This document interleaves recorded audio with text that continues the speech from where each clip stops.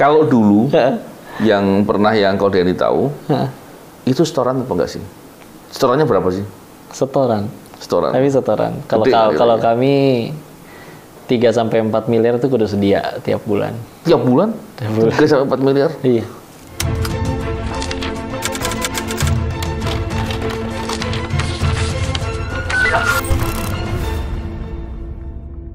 Bismillahirrahmanirrahim. Assalamualaikum warahmatullahi wabarakatuh. Waalaikumsalam. Salam integritas anti korupsi.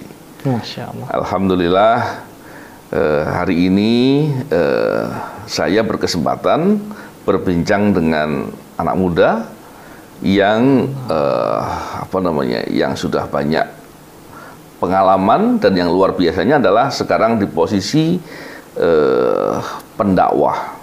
Luar biasa sekali.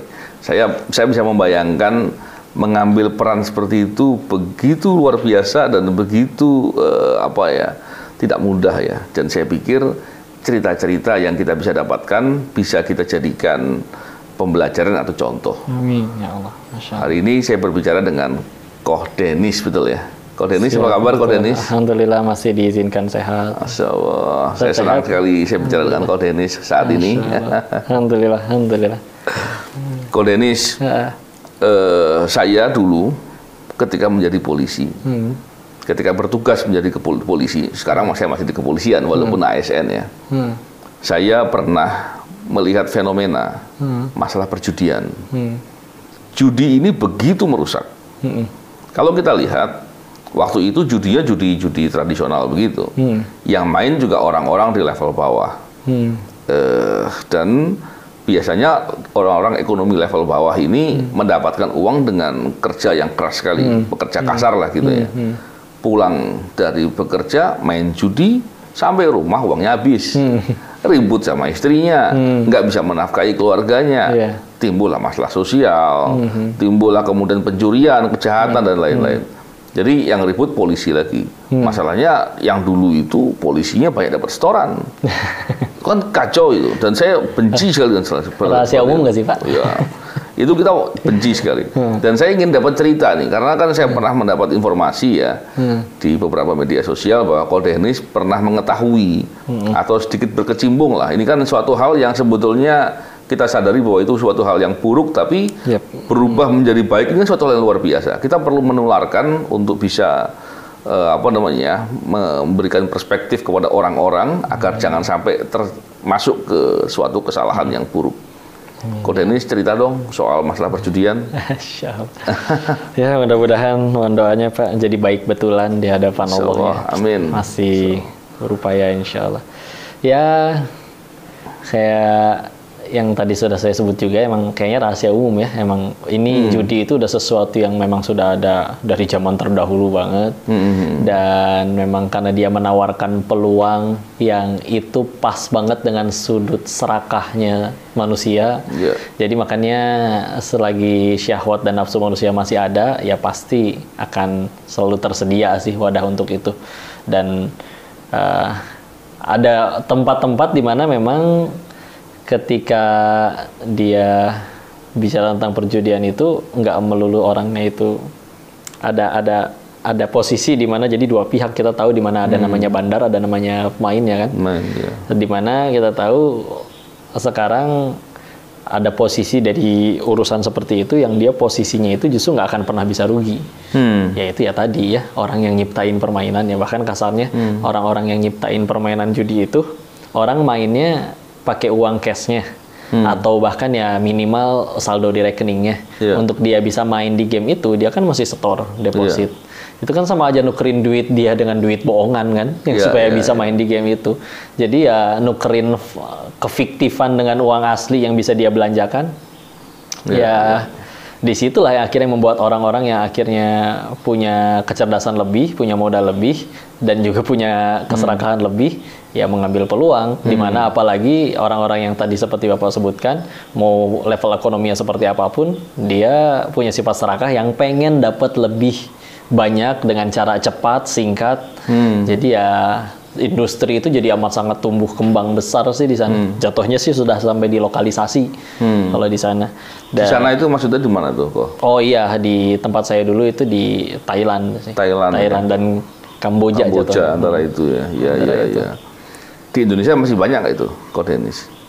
Kalau pemain kami sih orang-orang Indonesia sih. Orang Indonesia. Kalau yang di Indonesia, dulu kami sempat di Indonesia juga Pak, tapi capek kucing-kucingannya. Hari ini di mana, besok mesti pindah kemana. Kalau di sana kan sudah ada tempat yang sebetulnya kasino-kasino secara fisik, gedung-gedungnya ada, sudah berbentuk resort. Dan itu ya mereka sudah aman lah ya, karena memang orang lokal sananya. Jadi kami itu di sana kebanyakan jatuhnya nyewa ruangan di tempatnya mereka. Jadi kalau suatu saat digerebek atau diapa-apain pun bilangnya ini subunitnya dari kasino besar yang fisik itu. Dengan tiap bulan aja kita ngasih upeti baik ke jatuhnya entah biaya sewa atau setor lah pokoknya kepada pemilik kasino besarnya. Walaupun juga ada kepada ya seperti kita tahu yang oknum-oknum yang malah menerima dan malah jadi menjaga dan melindungi. Nah, kalau bicara pengen ditutup kan sebetulnya mudah sekali.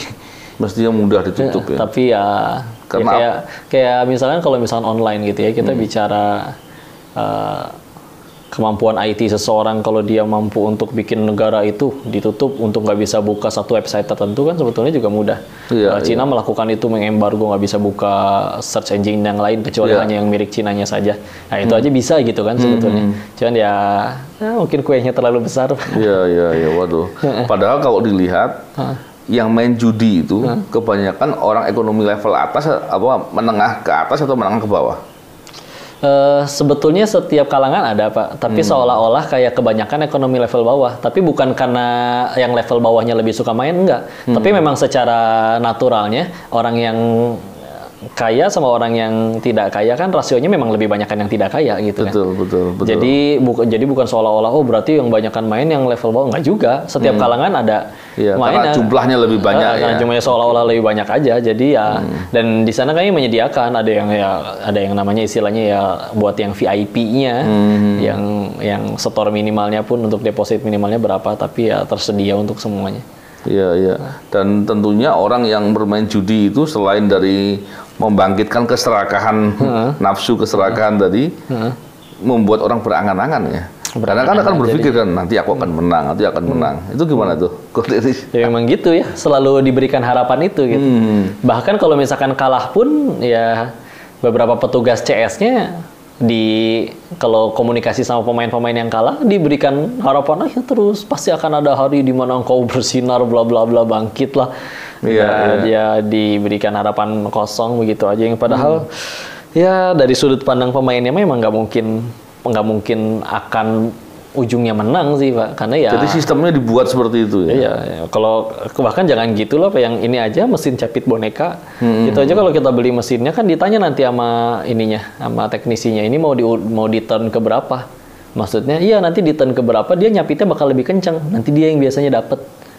Segitu mesin capit boneka. Karena kalau emang kita pikir lagi, kalau mesin capit boneka itu selalu nyapitnya kuat ya setiap kali pemain langsung menang semua ya habis lah. Orang nggak ada yang mau punya usaha gituan gitu kan. Jadi sebetulnya si pemain-pemain, penjudi-penjudi juga sadar peluang kalahnya ada dan cenderung lebih besar. Tapi kan manusia punya, misalkan dari 10 pemain 8 kalah 2 menang. Kadang manusia punya sifat saya pasti si 2 orang tersebut. Ada selalu sifat kepedeannya itu kan. Apalagi kalau misalnya di dunia yang kayak gitu memang di sana juga ya narkoba bebas sekali. Efek narkoba salah satunya kan euforia, percaya diri, benar-benar jadinya. Dan itu ada wadahnya main judinya, jadi benar-benar kepedean main aja terus. Main terus atau habis aja. Atau habis, berhentinya karena habis biasanya. Mungkin awal-awalnya dia masih bermain dengan spare uang yang memang sudah tersedia uang gitu sisanya biasanya di bulan itu masih ada sisa gaji 500.000, besok udah tanggal gajian lagi, cacing-cacing naga-naga lah, habis juga besok udah gajian lagi, dan ini ada peluang nih buat bisa jadi berkali-kali lipat lebih gede. Awalnya begitu. Dan ketika udah menang, tersimpan di memori kan tuh perasaan pernah menang segitu banyak. Ya sudah, ketika akhirnya pengen main lagi, pernah ngerasain di bulan berikutnya ternyata misalkan kalah. Iya. Kan dia dulu pernah menang, aku hanya tinggal taruhan sekali lagi untuk mengembalikan itu semua. gagal lagi. Nggak dapat. Gimana nih? Harus hanya butuh sekali lagi. Gimana ya? Oh ini aja nih handphone orang dah curi dulu, atau enggak bilang aja pinjam dulu, atau bilang aja nih mas kawin istrinya digadein dulu atau gimana? Atau kalau pegawai dia korupsi dulu gitu ya. Iya. Karena saya di beberapa kasus ya, kasus korupsi yang saya tangani, itu ada saja pejabat-pejabat yang kemudian karena uangnya terlanjur banyak, cara mendapatkannya dengan mudah. Ini kan mencuri, kan kalau korupsi itu kan mencurinya barang yang ada di dia, jadi kan ambilnya kan mudah. Kemudian dia dengan enaknya saja dipakai buat main judi. Dapat syukur, nggak dapat ngambil lagi. Iya, dapat nyuri lagi. Ini. Kan kacau kalau begitu ya. Sedangkan, aduh itu hak orang ya Pak. Ya, jadi dosanya didobel. Aduh. Dosa korupsinya, dosa judinya, dan lain-lain. Jadi kacau seperti itu memang. Dan perjudian ini kan menjadi orang berani menyelenggarakan karena ada yang backing. Iya. Betul nggak? Iya. Mungkin nggak kalau judi itu nggak di backing? Sesuatu yang akhirnya tambah besar dengan sendirinya pasti menarik perhatian orang sih Pak. Iya. Ketika orang yang perhatian orang itu, ketika dia mulai menarik perhatian dan ada orang-orang yang punya power lebih besar dan orang yang punya power lebih besar itu dia juga punya greediness itu tadi, keserakaan itu tadi, pasti seminimal kepikiran gimana caranya gue ikut kebagian kue nih dari ini. Iya. Nah gitu, jadi ya datanglah dia. Kalau dulu yang pernah yang kau Denny tahu, itu setoran apa enggak sih? Setorannya berapa sih? Setoran. Kami setoran. Kalau kami 3-4 miliar itu kudu sedia tiap bulan. Tiap bulan? 3-4 miliar? Iya. Jadi betul-betul ini ya, itu baru satu ya? Mungkin banyak ya? Kami. Iya, masih banyak. Masih banyak yang lain ya? Masih banyak. Jadi, waduh, kacau ya. Dan memang perbuatan aparat atau petugas yang dapat setoran itu perbuatan namanya korupsi. Iya, betul. Perbuatan korupsi. Jadi dia dalam rangka menutupi kejahatan atau membiarkan kejahatan terjadi, dia berbuat korupsi. Caranya apa? Kewenangan yang ada di dia lalaikan dengan mendapatkan imbalan. Padahal dampaknya adalah ke masyarakat. Iya. Baik masyarakat kemudian banyak yang menjadi yang kalah dalam perjudian dan secara tidak langsung menjadi korban ya. Karena setelah itu kan karena mungkin dia kurang akal gitu ya, sehingga dia melakukan praktek-praktek yang nggak benar dan itu akan berdampak kepada kehidupan sosialnya dia. Dan yang lebih parah lagi gini, kalau dari sini betul apa nggak ini? Orang kalau main judi kan pasti akan membuat mentalnya rusak. Dia suka berangan-angan, menjadi lebih malas. Terus kemudian serakah dan lain-lain. Yang lebih parah sih bukan hanya mentalnya rusak Pak, tauhidnya hilang. Tauhidnya hilang. Iya, ngerasa bahwa makanya kami di beberapa kalangan bandar itu nyebut player itu ya mereka pecundang yang harap rezekinya dikasih sama bandarnya. Kami playing God di situ, bermain jadi Tuhan di situ, bisa nentuin rezeki orang, hari ini siapa yang menang, hari ini siapa yang kalah. Sedangkan dari lagi rezeki mah sesuatu yang kalau kita bahas secara agama mah sesuatu yang sudah Allah tentukan sebelum kita lahir.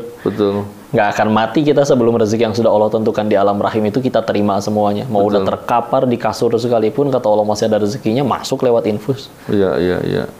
Ini mestinya dipahami Kalau orang paham, dan saya pikir semuanya ngerti kok bahwa ada 3 hal yang Allah takdirkan dan itu terhadap semua orang. Yang pertama rezeki, jodoh, dan matinya. Artinya orang udah jelas gitu ya. Tapi tetap aja orang kemudian mau berbuat tadi ya. Kan ya keserakahannya. Makanya satu, kenapa alasan nyemplungnya ke dakwah, karena bismillah saya waktu di sana menemukan bahwa tauhid itu bisa jadi solusi banget. Dan itu untuk semua permasalahan. Makanya itulah yang benar-benar paling esensi disampaikan oleh Nabi paling awal sampai paling akhir. Nah, tauhid adalah solusi. Yang kedua, ketika akhirnya menyampaikan emang lebih banyak ngajak mikir. Dalam artian kayak misalkan apa kita benar-benar yakin itu kan yang bikin orang juga gitu. Orang itu yang bikin judi itu juga orang, dia juga manusia, bisa lapar, punya keserakahan. Kita benar-benar gitu serius berpikir bahwa mereka sengaja buat judi online itu dengan niat bagi-bagi duit kepada seluruh pemainnya dengan cara dikasih menang. Mustahil. Karena kalau dari awal mereka niatnya bagi-bagi duit ya yang mereka buat lembaga zakat infak sedekah, bukan ini. Nah, kan diajak mikir yuk, karena itulah persamaan semua orang yang mukallaf kan, yang udah dikenai kewajiban syariat, sama-sama udah ada akalnya. Kita tahu ini di depan kita misalkan ada 2 gelas, satu racun, satu susu. Kita jelas nggak akan milih racun karena ini akal yang ngecegah gue minum ini mati, gitu. Terus harusnya itu bisa nyampur bahwa kalau misalnya Allah udah sesuatu, Allah udah larang sesuatu, pasti kan buruk buat kitanya. Betul. Jadi ya kudu nyampe ngajak ke arah tingkatan itu sih sebetulnya. Sekaligus banyak utangnya ke Allah, mudah-mudahan bisa gugurin dosa yang dulu. Amin. Dan luar biasa memang. Dan gini Pak Denis, praktek korupsi sama. Orang berbuat korupsi karena dia nggak percaya bahwa rezeki itu Allah yang jamin lah, Allah yang nakar, sudah ada takarannya dan pasti akan diberikan semuanya, nggak akan buru-buru diambil karena takut nanti nggak sempat diambil kan? Karena semuanya akan diberikan.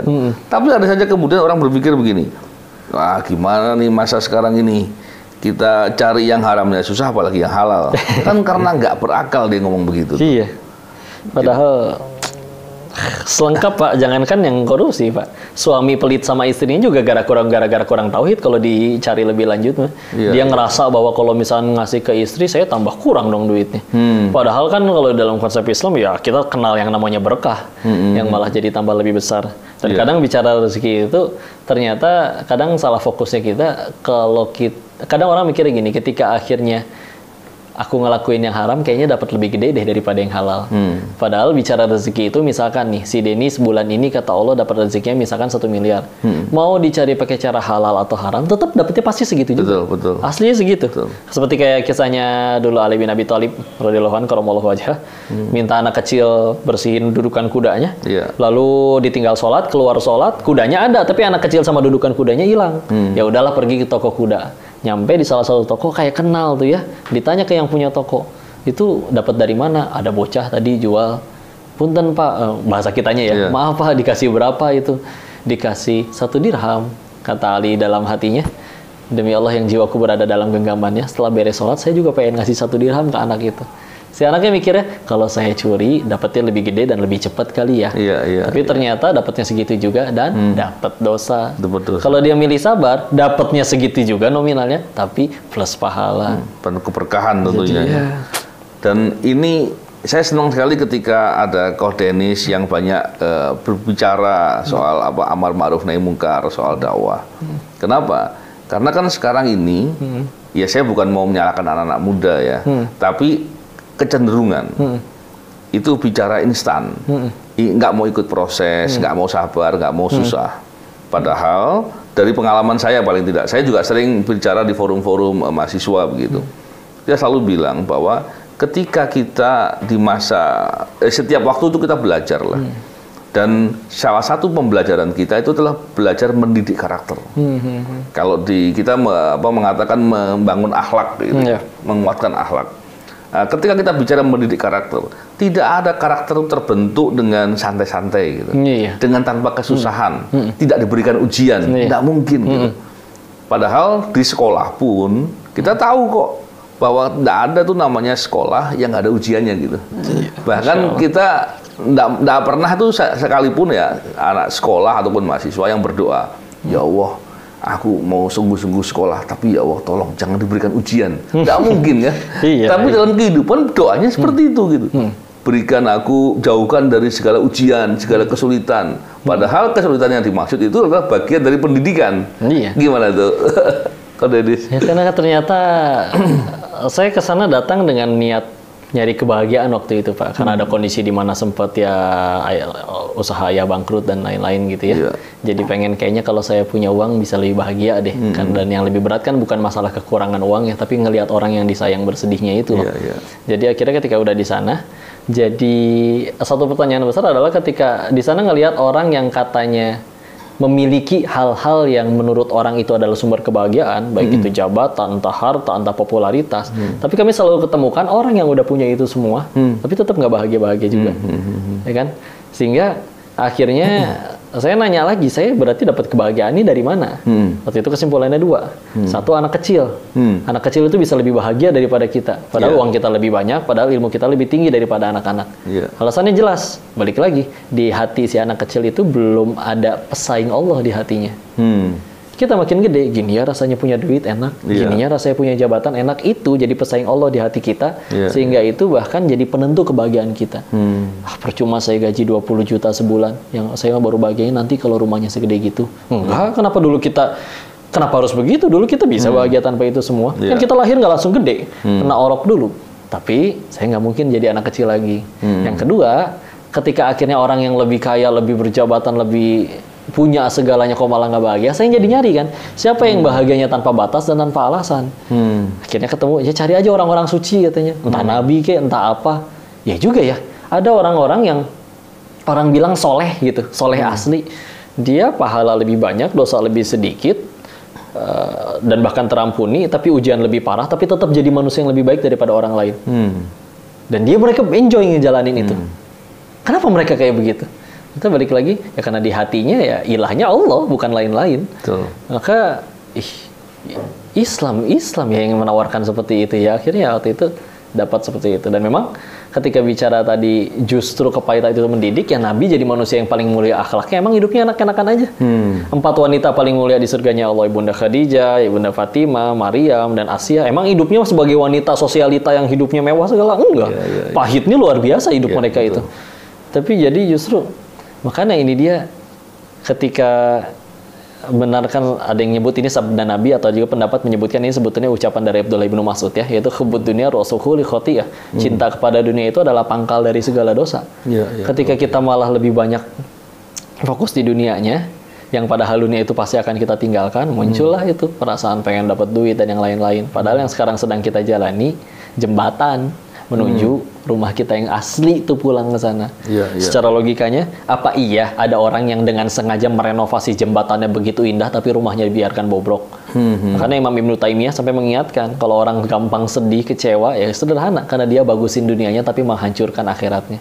Betul. Jadi makanya kenapa milih jalan yang sekarang ya karena satu akhirnya ketenangan itu dapat dan ini solusi loh yang sudah ada dari awal manusia ciptakan itu untuk dari awal banget, tinggal yuk mau berapa kali kita kecewa lagi, hancur oleh dunia lagi untuk baru kita mulai. Kenapa nggak ngejar pencipta dunianya sih daripada dunianya doang? Gitu. Masya Allah, luar biasa. Dan memang gini, Ko Denis, saya sering mengetahui, saya dalam beberapa forum saya bicara forum soal ini, saya sering mengetahui hal yang pribadi sekalipun terhadap para koruptor yang saya periksa, karena saya melakukan profiling kan, melakukan pengecekan dengan detail. Tidak ada satupun koruptor yang bahagia. Betul. Sekalipun dia punya kekuasaan, sekalipun dia punya jabatan, punya uang banyak dan punya pengaruh besar, tidak ada yang bahagia. Masya Allah. Bukan sekedar dirinya, keluarganya juga hancur. Saya belum pernah tuh melihat ada koruptor yang dia memang pemain koruptor besar gitu ya. Kemudian ternyata anaknya menjadi anak yang sukses, anak yang hidupnya ini. Kecuali itu adalah hanya hal yang dibuat-buat. Saya melihatnya seperti itu. Dan memang kebahagiaan itu kita bisa lihat wujud keadilan Allah. Karena bahagia itu kan tidak perlu harus kaya, tidak perlu harus sukses dalam kehidupan akademis gitu kan, ataupun jabatan tertentu enggak. Nah di situ ternyata ada seorang yang mengatakan begini, bahagia itu ketika kita tidak sedih dengan apa yang telah terjadi dan kita tidak takut dengan apa yang akan terjadi, tidak risau dengan apa yang akan terjadi. Kudu tauhid banget tuh buat itu. Nah, bicara itu kan bicara tawakal. Bicara kita paham dengan kita yakin dan percaya dengan apa yang telah Allah takdirkan dan kita meyakini bahwa apa yang Allah takdirkan adalah yang terbaik. Jadi ketika bahagia dengan perspektif yang disampaikan sama Ko Denis tadi itu luar biasa, keren. Iya Pak, justru itu Pak satu titik yang akhirnya keluar Pak. Setinggi apapun mereka ini, mereka di ujung-ujung setelah beres dugem atau apa ngomong gitu, kita sampai kapan ya hidup kayak gini? Kayaknya enakan di rumah lagi, enakan tinggal di Indo lagi, dikelilingin anak cucu gitu, di rumah yang hangat, sederhana. Saya mikir orang yang di Indonesia pada kumpul di ruang tengah kan nggak punya kamar lagi. Kalau dia, ya mereka orang-orang yang uang nggak masalah Pak. Anak-anak kita nggak ada bete, dia minta duit jajan paling pergi ke warung. Anak-anak mereka bete ambil handphone, pesan tiket ke Singapura Pak, jalan-jalan, beli baju di sana, nggak bawa baju, beli baju di sana, beli koper di sana. Pulang sekalinya kumpul sama orang tuanya juga, anak orang tuanya kapan ya ketemu anak di rumah, saking gede rumahnya, juga nggak ketemu sama anaknya. Dan kelihatan banget ketika akhirnya kadang mereka banggain anaknya yang kuliah di Jerman, yang di mana dibangga-banggakan seperti itu. Tapi ketika akhirnya ngelihat ada ibu-ibu di pinggir jalan yang disuapin sama anaknya, dijemput, diboncengin naik sepeda, mupeng Pak, kelihatan, ngiri banget gitu, ngiri banget. Dan ada kawannya Papi ya, dia ditemukan ngobrol Papi sama saudara-saudaranya. Ada teman mereka yang dulu kaya, paling kaya di antara semuanya. Begitu ditanya kabarnya di mana, cicinya Papi itu jawab, udah meninggal katanya. Meninggal di mana? Hampir busuk 7 hari di kontrakan bobrok pinggir jalan. Kok begitu? Bukannya anak-anaknya kayak semua? Betul, anak-anaknya kaya. Tapi dulu ada justru anak-anaknya yang naruh bapaknya di situ. Kok bisa? Karena dulu ada satu ajaran yang diajarin si ayahnya kepada anak-anaknya. Nah, kalau kenal sama orang gak jadi duit, gak usah kenal sama orang kayak gitu. Jadi ayahnya sendiri yang ngajarin. Nancep di hati anak-anaknya Pak. Ketika suatu saat bapaknya udah nggak bisa ngasih duit, warisan udah cair semua, nggak ada yang mau ngurus bapaknya, udah nggak jadi duit. Tapi gimana, kasihan ya, udah sewain kontrakan 700.000 pinggiran kota, pembantu ngejenguk seminggu sekali. Giliran ada giliran ngejenguk ya, salah satunya pas lagi udah mau nyaris busuk 7 hari. Dan yang ngebunuh si bapak itu kan bukan sakit dan tuanya Pak, tapi perasaan dibuang oleh anak yang dulu dibangga-banggakan. Karena kadang ketika ada bilang orang berkata, kan mereka yang di sana juga mikir Pak, tuh berarti buat apa ya saya nyari uang banyak-banyak, anak saya tetap bejat kayak gitu juga. Dan akhirnya saya survei yang akhirnya jadi final banget untuk mutusin pulang, sebelum akhirnya juga ngedenger nonton ceramah Agim di kasino ya. Tapi di saat itu waktu itu ngeliat dulu bahwa yuk survei siapa ada nggak sih yang happy ending gitu dari judi itu ya. Coba lihat pendiri kasino itu, tanya-tanya ke orang yang udah kerja lama, pendirinya kemana? Udah di penjara. Kalau gitu kemana tuh pendiri kasino itu? Anak istrinya kabur, dihianatin. Kalau itu kemana? Wah, udah dihianatin sama anak buahnya. Itu kemana? Ada yang udah mati kena HIV/AIDS. Yang itu gimana? Oh, yang itu tetap kaya sampai meninggalnya. Tapi anak-anaknya mati overdosis semua. Wah, ada yang happy ending begini nih. Jadi bahaya. Ya udah tuh. Terus sedangkan bahagia itu murah. Betul. Ada momen ketika waktu itu beres suatu acara, masih dikasih nasi kotak Pak, ditolak nggak enak, nyampe rumah juga tahu bakal dibuang karena perut udah kenyang. Ya udahlah, bawa aja, nggak enak kalau nggak diterima. Di lampu merah saya kasih kepada ada yang butuh gitu ya, kelihatannya lebih memerlukan lah. Pas dikasih, diterimanya sambil membungkukkan badan, sambil benar-benar tulus, ya Allah, Masya Allah, Ade, terima kasih. Diterima, Bapak nggak tahu tadinya ini bisa makan atau enggak. Tapi nggak bisa balas apa-apa. Semoga Allah yang balas, dimudahkan rezekinya, dimuliakan, dilancarkan karirnya. Tulus itu doa keluar semua Pak.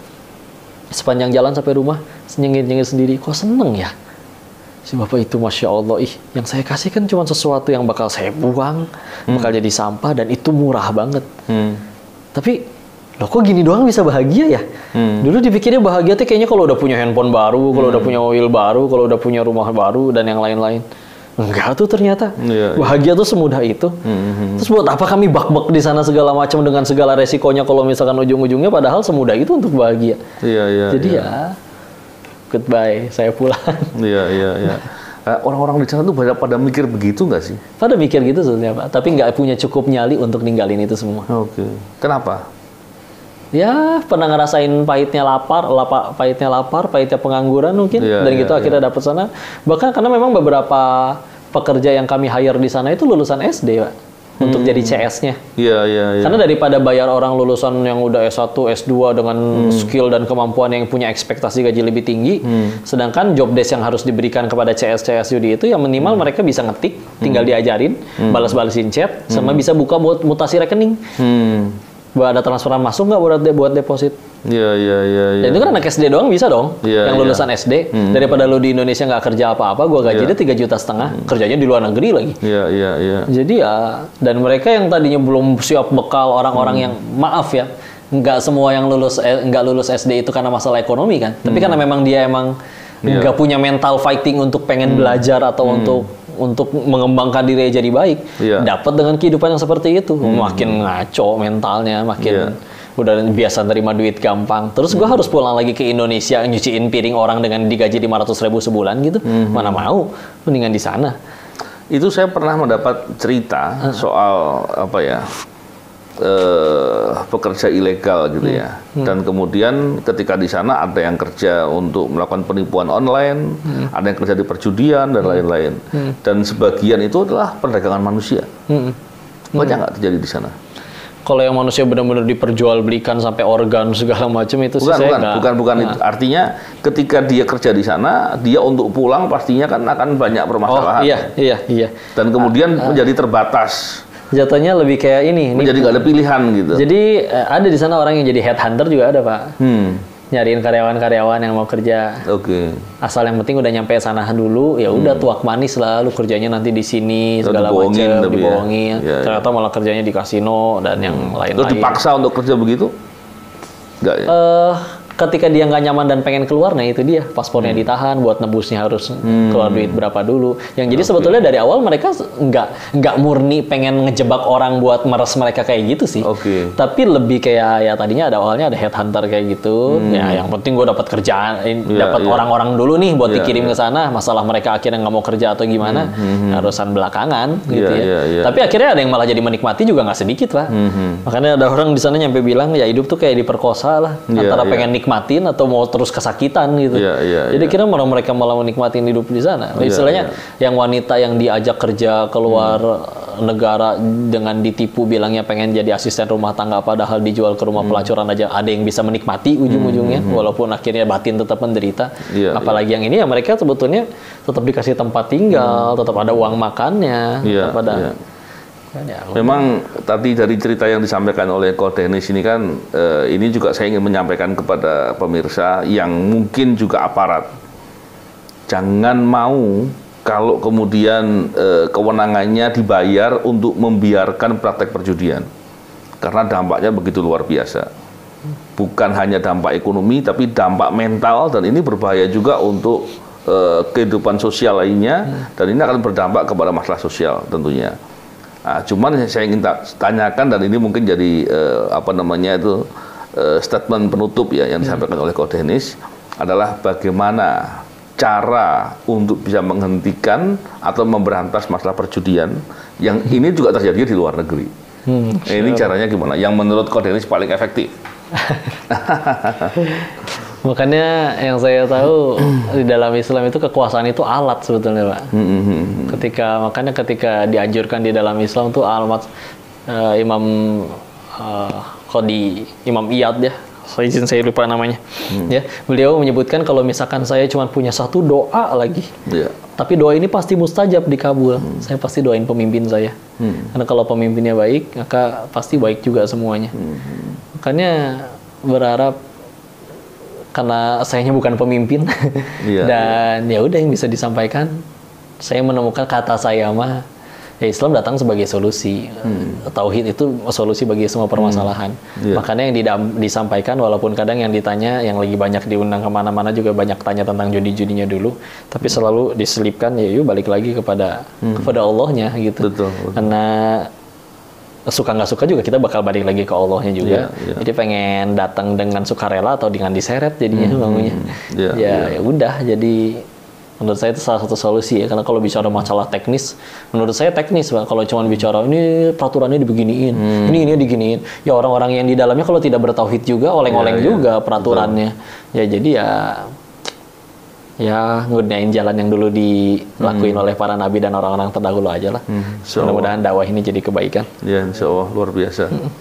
Terima kasih sekali, dan saya ingin garis bawahi tadi yang disampaikan oleh Ko Denis bahwa kita kembali kepada tauhid, untuk ini berlaku bukan cuma orang yang bermain dalam praktek perjudian, tapi juga kepada orang-orang yang bertugas untuk mengawasi dan menghentikan praktek-praktek itu. Mestinya begitu ya, Ko Denis. Iya, Terima kasih sekali. Semoga perbincangan kita ini bermanfaat, Ko Denis. Amin. Dan semoga orang-orang yang mungkin sudah terlanjur terjerembab dalam suatu jurang kemaksiatan, perjudian dan lain-lain, mereka sadar dan kemudian mau keluar dari dari praktek itu, termasuk juga orang-orang yang mungkin berpotensi untuk ditarik untuk masuk ke situ dengan iming-iming dan